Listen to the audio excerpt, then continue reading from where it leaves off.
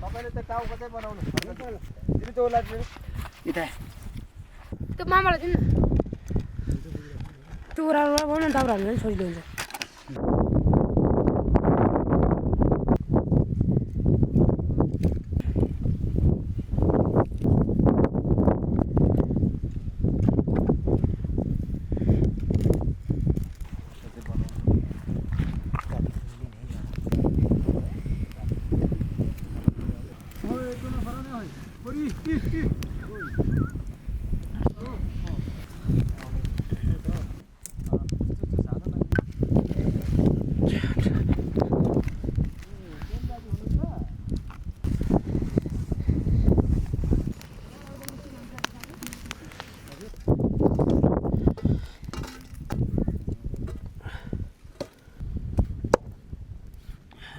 पहिला भात खाइहाल्ने हो पकाएर मेरो खसाङ सुन्छ नि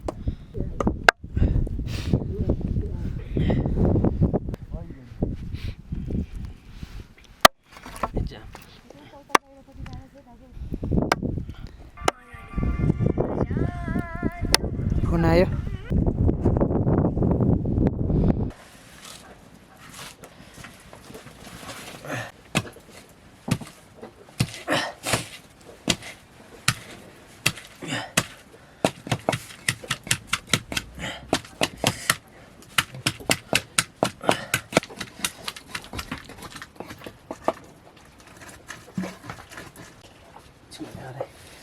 कुर्केर हाल्नुपर्छ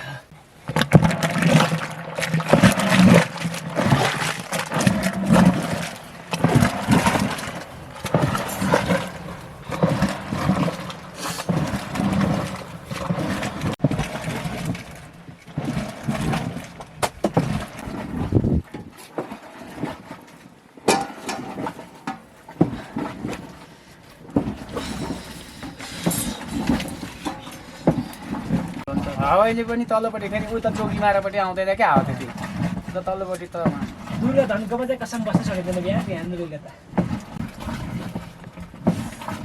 आउँछ साले किन दुधारी छैन कि खै बिहे गर्नु गएको हाँकुले लगेको उतिर साम्पाङ खै मिलेन भन्छ अरे बिस्ने त भाग्य छैन कि हो यार उसको निधारमा केटी लेखेको जन्मै छैन कि उसको लागि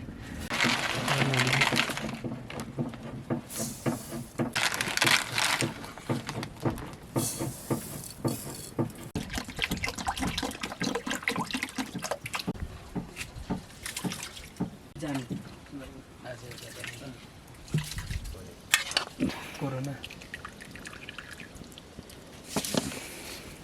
यो कोरोना चाहिँ होला हो पनि त नि मान्छेको कति विनाश भइसक्यो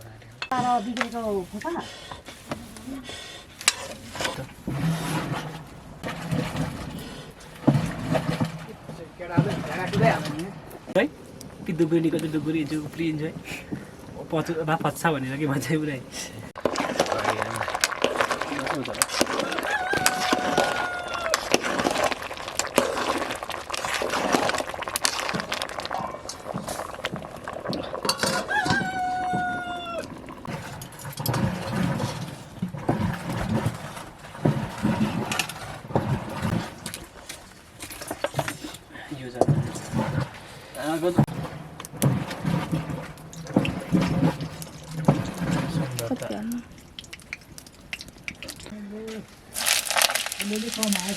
मकुसा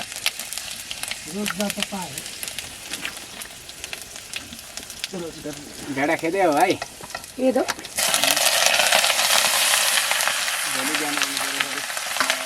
भेडा छ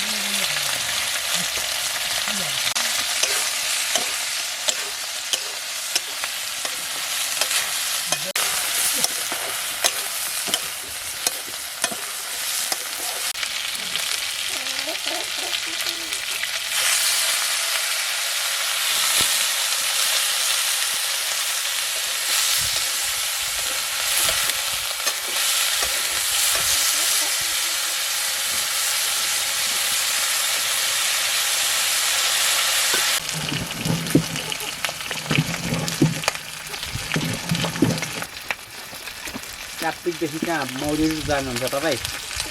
म हजुर होइन, म त एक रातै एक राति जानु छ म डर जानु त साँझ ए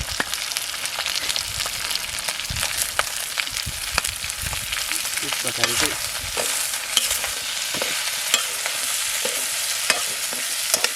एक रातिदेखि चाहिँ कहाँ जानुहुन्छ? एक राति नउठ्ने हो त्यो विमलले चाहिँ 3 ठाउँ लान्छ है। उनीहरूले म डोमी लाग्छ।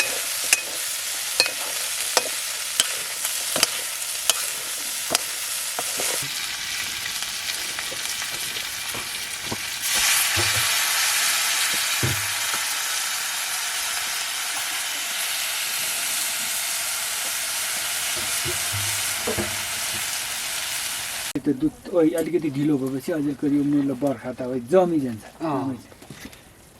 अघि म उतार्थेँ भने म उतार्दिन्थेँ।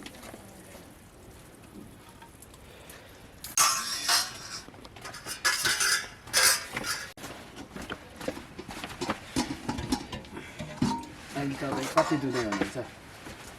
कति दुध हुन्छ तपाईँको? अहिले दुना मेरो 15वटा 16वटा छ, तर यो थाकिसकी गयो अब त।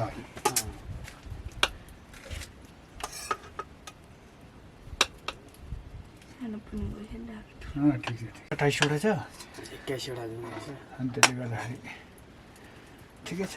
उसको अब यो धेरै हुँदा पनि है झ्याउलो हुन्छ कि ठिक्का दुनु पाउनु। राति 10 बजीसम्म दुन्छ बुढोले, 11 बजीसम्म। अस्ति एक दिन त बिग्री गएछ र बुढो त गाँठ्यो। 2 बजी माइलालाई उठाएको छ र माइलाले कति 8-9 2 होला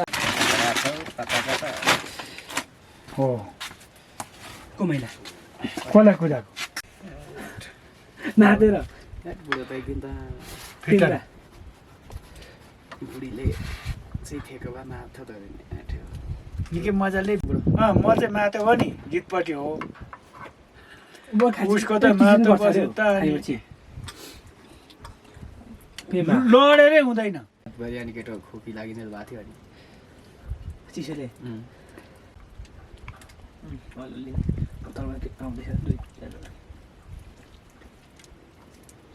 को फोन गर्ने भन्दा पर्बिने हो त कता सस हुँदैछ नि ल दाजु हामी त लाग्यो होइन, ठिक छ ठिक छ। म अघि बिहानै खाजा खाएको मान्छेलाई जो टाइम भएको यता पनि हिजो 2 केजी कति एक खो ल्याए। साह्रो मजाको लुगाले, त्यो लुगाले गर्दा उज्यालो देख्दो रहेछ है। लुगा यस्तो चाहिँ उज्यालो देखिँदो रहेछ है मजाले फोटोमा।